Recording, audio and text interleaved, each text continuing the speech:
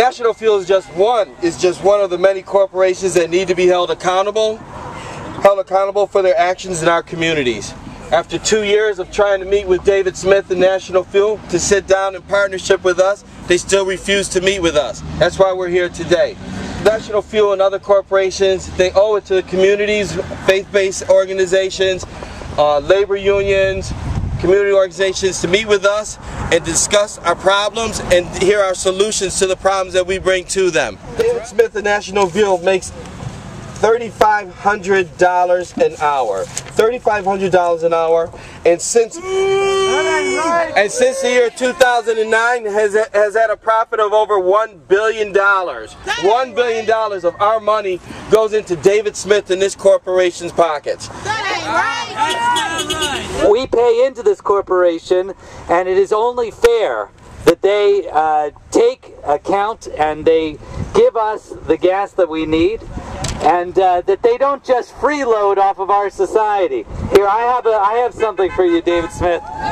This is the sign that I was nice enough to pick up. CEO Smith, God is watching. God is watching you, and we are watching you. We are watching to make sure that you do the right thing for our community and for the world. For so long we have justified businesses making a profit by saying that's what they're in business for. And so many people have given them the right to take any amount of money from us and pay their CEOs enormous benefits and salaries because they say this business is in business to make money, and so they can do that. But the problem with that is, and National Fuel knows that, is they didn't get here on their own money and their own sweat. New York State and the United States government makes it possible for National Fuel and all of the other companies that provide a utility for us to have the right of way to put their gas lines in, their electric lines in. They didn't have to pay that for as any other business would. So this kind of a business owes it back to the community to make sure that the community is a part of their livelihood, because our taxes have made this possible. But we know that money is the driving force in politics, and Main Street voters will never have the influence that Wall Street voters enjoy until we change the system. As it stands today, wealthy donors and corporate special interest money have the biggest clout with too many legislators. In the last 2 election cycles, National Fuel has made over 530 campaign contributions. Their PAC, Political Action Committee, and 5 senior executives have contributed over $250,000 to campaigns across New York State.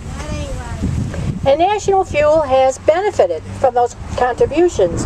We heard earlier, the tax policy allowed them to receive $63 million back from their income taxes, even though they made over $1 billion since 2009. They're also in the process of fighting the hydrofracking ban. We don't know yet what the end result of that will be. Corporations like National Fuel Gas, Verizon, and you name it, they want us back on the sidelines. Whether it's threatening a lawsuit, arrest, whatever it is. The design plan is to get us to go away, go home, and stay home. And we need to grow our support, grow our allegiance, our allied groups, and be out here together, standing as one, and we will get the job done. CEO Smith earns $3,500 an hour. The CEO of Verizon, Lowell McAdam, makes $500,000 a week. That's $23 million a year. That's crazy! With that kind of income, he can buy 491 median price homes in this country. He can put well over 250 students through a 4-year college, fully paid expenses. Wow. This is a company that generates $100 billion in annual revenue. This is also a corporation that took advantage of every one of us. We are customers, we are consumers. And over the years, in your phone rates, you actually subsidized the company's coffin to have the ability to go out and rebuild or rehabilitate their network. Today we know that the company is bypassing Buffalo with the state-of-the-art Fios communication services. Over the years, the Public Service Commission raised our rates, and we were required to pay more money for Verizon's telephone service. Included in those rates, the money was supposed to be allocated for things just like bringing Fios to Buffalo. And instead, they pulled a fast one and they gave the money to their corporate executives to the tune of about $258 million over the last 4 years. We're right because we're trying to help people who can't help themselves get organized so that we find out we're not alone in this situation.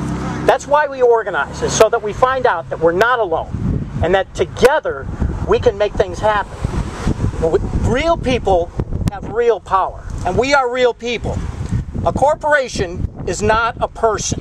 I have yet to sit down at a bar with a corporation and have a beer and say, hey, how you doing? How's the family? No corporation will ever answer me because a corporation is not a person.